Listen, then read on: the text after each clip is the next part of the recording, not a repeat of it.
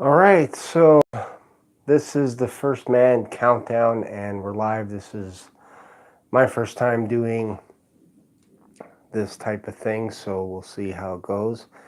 And as I'm recording, I actually just noticed that one of my Justice League posters fell down.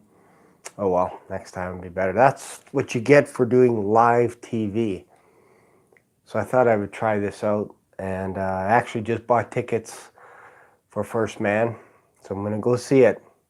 Now, I'm a little bit of a skeptic when it comes to NASA landing on the moon. I've always had a tough time believing that we actually went to the moon. But I'm open. I'm very open. I want somebody to be able to explain to me how it is in the 60s that we had enough technology to get to the moon, 400,000 kilometers away. So I'm very excited to see this. And I know I sound a little bit pessimistic. I'm really not. I'm more controversial, if I may. I guess the only reason why I think about that every once in a while is if I have my cell phone on and I go into an elevator and it cuts out, and then as soon as the elevator doors open up and now I got reception, I'm like, well, how in the world did we manage to keep in constant contact with the astronauts? Because you're going to need to do that. How did we do that? And how did they have enough technology to navigate their way to the moon?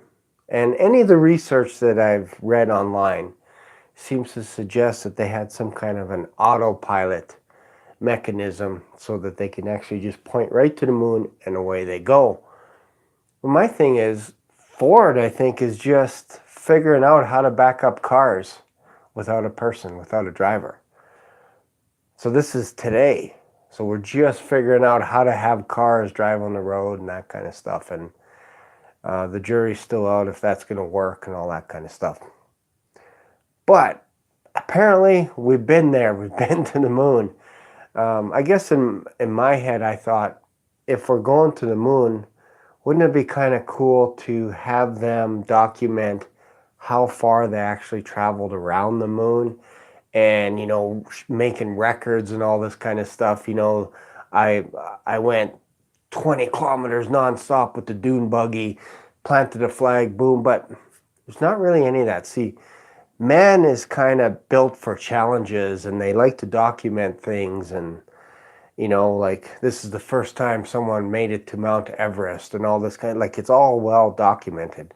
And we're continually sending people to Mount Everest because once one person does it, everybody tries to do it. And I'm actually shocked that more people aren't going to the moon. I get it. It's dangerous. It's way out there. We shouldn't even be thinking about going to the moon. We should be thinking about going to Mars instead, because we already did it. We already went to the moon. But I just pictured colonies on the moon and all this kind of stuff, because that seems like that was the direction that we were going, is building a colony and then coming back and forth to Earth and living on the moon. And then we can do testing and all that kind of stuff, and then eventually maybe go to another planet. But I had a tough time with all that kind of stuff. It's only because I have technology breaking down all the time, computers freezing up, and these guys basically had one chance to do it right. And I like the idea that in this movie, Ryan Gosling portrays Neil Armstrong, and they're going to actually show us what it took for them to get to the moon. And I like that. I'm trying to see if my camera's crooked here. I think it is. It feels like it's crooked. Maybe it's not. Maybe it's just me.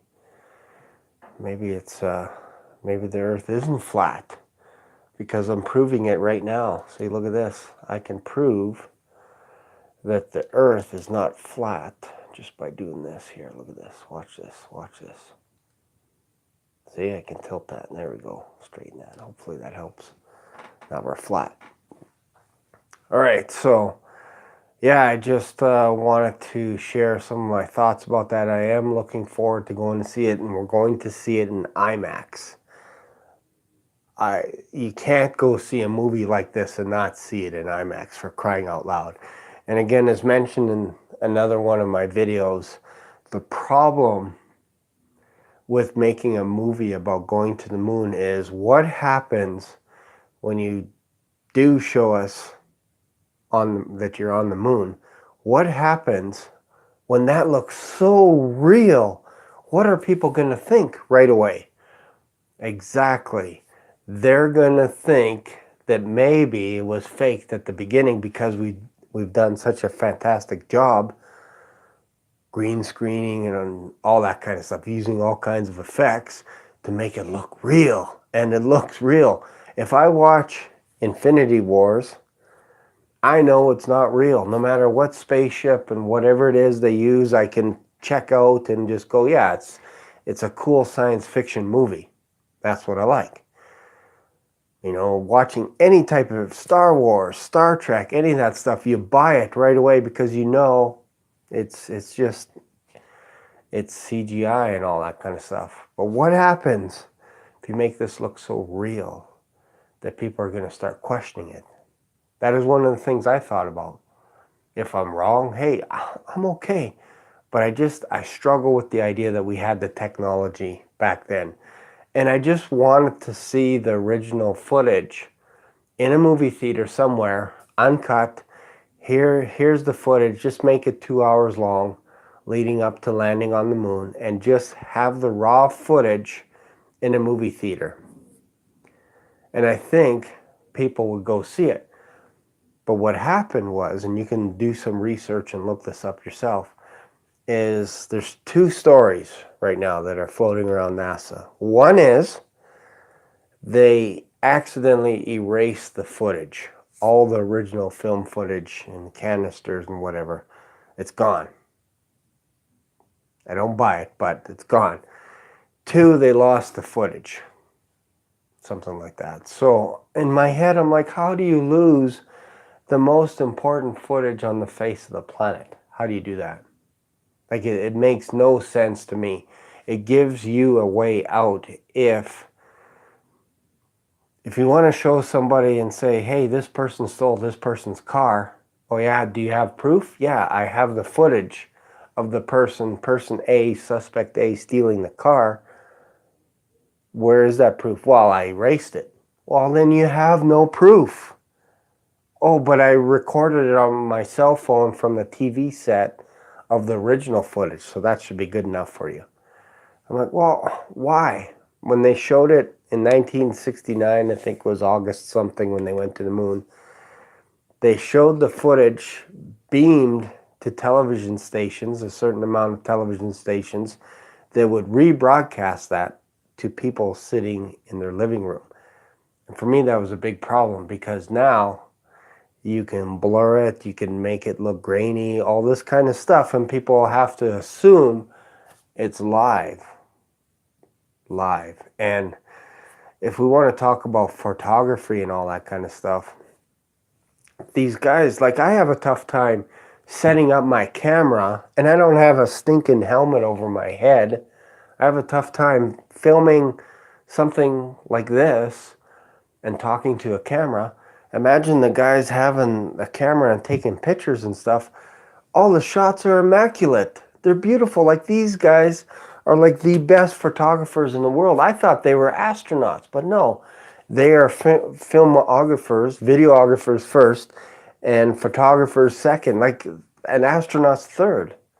Like, to me, I'm like, they should have showed a lot of mistakes. I want to see online somewhere footage of their hand in the way, blurry shots, them laughing with each other, whatever it is, all mistakes. I want to see all that kind of stuff. I want to see dust blowing all over the place where they're like, you know what? We can't get out of this capsule until the dust settles, and it's going to be a couple of hours because when we landed, we didn't anticipate how much moon dust there was, and dust went everywhere. But no, there's no crater, there's nothing. So I don't want to talk about all the other stuff, the flag waving, all that kind of stuff, the fact that you can't see stars, all that. I understand with cameras that when you focus on one thing, you can't see other stuff. That's pretty simple. But how about on the way there, out in space? Wouldn't that be cool to see something, like have some camera set up, a telescope, something like that, that you could actually see Earth and stars and all this kind of stuff. But I think the reason why they don't want to do that is because if you get a perspective, if you see Earth from the moon with the stars, somebody's going to know the stars enough and go, hey, that's wrong. That's backwards. The stars are backwards. The North Star should be here and all this kind of stuff. We don't see that. And we see hundreds, if not thousands, of photographers taking pictures of the North, taking pictures of stars, all that kind of stuff, the moon, etc. And you could tell it's photos.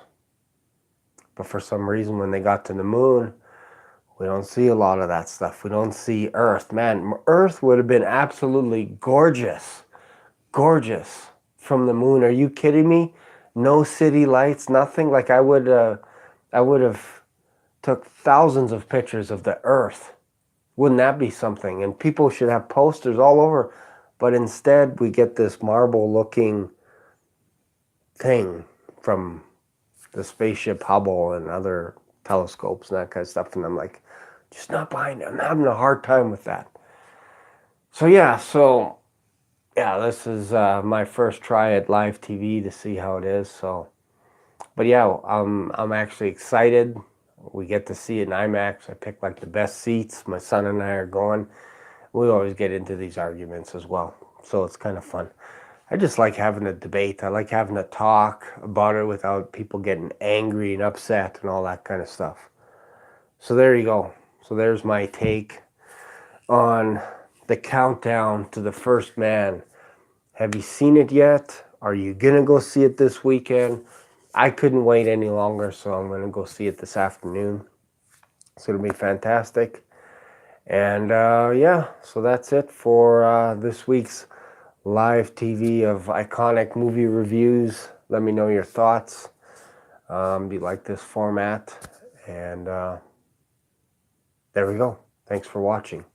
See if I can turn this thing off now.